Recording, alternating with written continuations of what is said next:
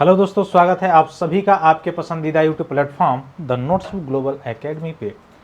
और जैसा कि डोनाल्ड ट्रंप की जो प्रवृत्ति है उसके बारे में पूरा विश्व परिचित है।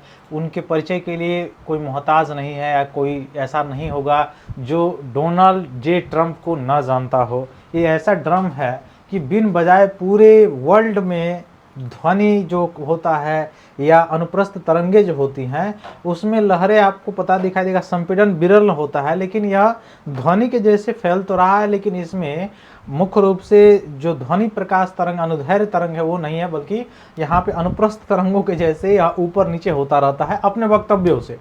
तो कुछ समय पहले अभी आपने देखा कि कैसे ईरान पे टिप्पणी कर रहा था। कुछ समय पहले जो है ईरान के बाद देखा आपने कि कैसे नहीं युद्ध रोका जाएगा तो ये कर देंगे वो कर देंगे, उसके वो कर देंगे ये कर देंगे के बाद से मीटिंग हुई, मीटिंग संपन्न नहीं हो पाया, बैठक जो है संपन्न नहीं हो पाया। उसके बाद जो है अब पाकिस्तान का पीठ थपथपा रहा है। अब बहुत लोग इस पर खुश हैं, बहुत ज़्यादा लोग खुश हैं कि वाह पाकिस्तान को तो बहुत शाबाशी मिली है। बल्कि ये उनको नहीं पता है कि पाकिस्तान को शाबाशी नहीं मिली है, बल्कि उसके कंधे पे रख के बंदूक चलाना चाह रहा था और उस इशारे को ईरान ने समझ लिया और वह समझौता संपन्न नहीं हुआ। तो अभी जो है यह मामला जो चल रहा है, जैसे आपको अभी दिखाई दे देगा कि लितानी नदी है एक। लितानी नदी आपको पता होगा कि लेबनान एक देश है, उसी के साउथ में लितानी नदी है, उसके दक्षिणी जो सीमा है उसमें है। और यह लेबनान जो है सीमा साझा करता है सीरिया से भी और सीमा साझा करता है यह इजराइल से भी।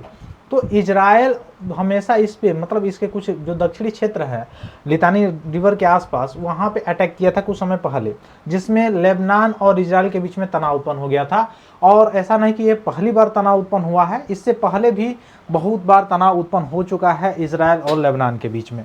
खासकर किसको लेके यह तनाव होता है लेबनान और इजराइल के बीच में, तो वहाँ हमास के ग्रुप के कुछ वहाँ पे लोग रहते हैं। उन मतलब लोग का मतलब आपको पता है कि जैसे उसके नज़र में इजराइल के नज़र में आतंकवादी लोग रहते हैं और उनके सुरक्षा के लिए यह इजराइल के द्वारा हवाला दिया जाता है कि उनसे सुरक्षा के लिए हम जो है ये सारी चीज़ें अपने बचाव के लिए, सुरक्षा के लिए, सिक्योरिटी के लिए अपने आसपास अपने बॉर्डर के आसपास जो है वह टेररिज्म को ख़त्म कर रहे हैं।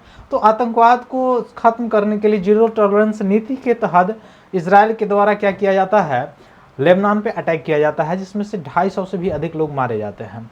इवन आपको ये भी पता होगा कि यही लेबनान और इजराइल है जिसके बीच में ब्लू लाइन बॉर्डर लगाती है। तो यहाँ से प्रश्न बहुत बार पूछा भी गया है, पूछा भी जा सकता है कि ब्लू लाइन किन दो देशों के बीच में है। तो ये ब्लू लाइन आपको दिखाई देगा इजराइल और लेबनान के बीच में है। बहुत ज़्यादा न्यूज में बना रहता है, यह मुद्दे बने रहते हैं इसलिए।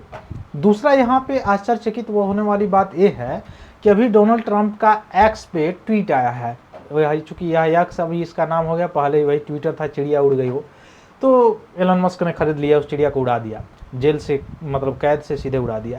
तो उसमें आपको दिखाई देगा कि डोनाल्ड ट्रंप जो है एक्स पे ट्वीट करते हुए नजर आएंगे कि लेबनान और इजराइल बहुत वर्ष के बाद एक मंच पे बैठे हैं और इस पे ऐसा बताया जा रहा है कि मध्यस्थता यूएसए के द्वारा की गई और यूएसए के द्वारा मध्यस्थता करने के बाद लेबनान और इजराइल एक मंच पे बैठे, एक टेबल पे बैठे और टेबल पे बैठने के बाद दोनों में सहमति बनी है और 10 दिनों के लिए सीज फायर कर दिया गया है। यानी लेबनान और इजराइल के बीच में जो युद्ध चल रहा था उसको लेके 10 दिनों तक ये सीज फायर जारी हुआ है, सीज फायर इसमें किया गया है। अच्छा, इसके पीछे भी बात अगर मैं बताऊं तो इसके पीछे भी दो कारण है।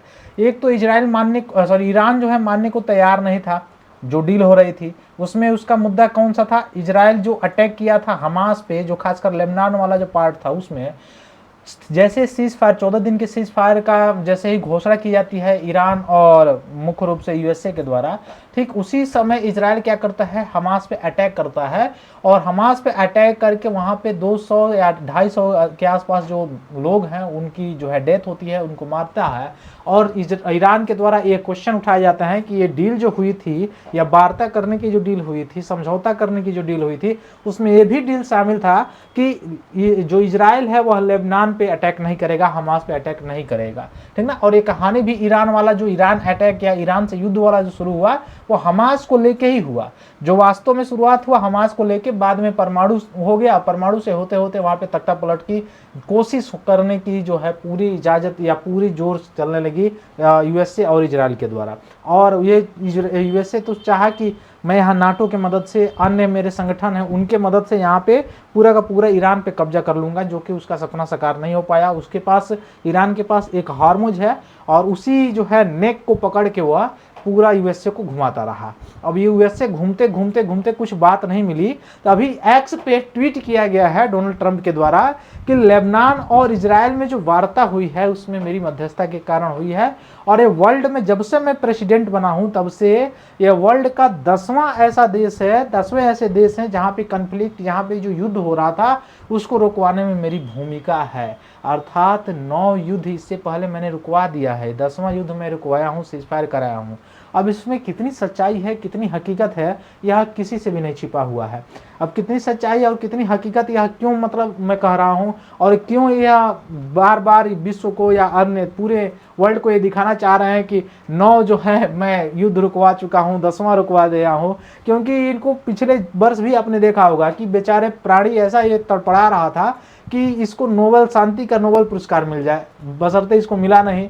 लोकतांत्रिक उद्देश्यों के लिए वेनेजुएला में जो वहाँ पे प्रोटेस्ट कर रही थी एक महिला, उसको मिला शांति, नोबेल का शांति पुरस्कार, उससे भी छिनवा लिया बेचारा किसी तरह तख्ता पलट। वहाँ भी जो तख्ता पलट हुआ उसमें भी यही कहानी गढ़ी गई थी।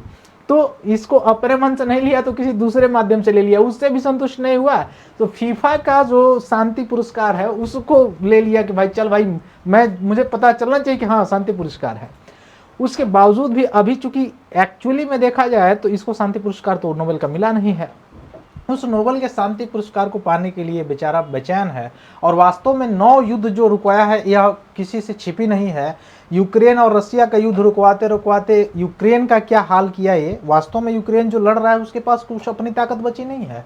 उसके पास जो क्रिटिकल मिनरल्स है उसको खाने के लिए, चबाने के लिए, ये जो लालच पड़ा हुआ था व्हाइट हाउस को, जिसमें आपने पिछले वर्ष देखा था कि जो मरता क्या नहीं करता वाली बात आई थी, या जब कोई व्यक्ति पर ज़्यादा प्रेशर होता है तो जिरजिराता है, तो वही यूक्रेन भी किया था इसके सामने व्हाइट हाउस में। उसके बाद से फिर यूक्रेन को आना पड़ा बैकफुट पे, क्योंकि उसको पता है उसके पास और कोई सपोर्ट करने वाला इनिशिएटिव या बैकबोन है नहीं, तो क्रिटिकल मिनरल्स पे साइन करवा लिया।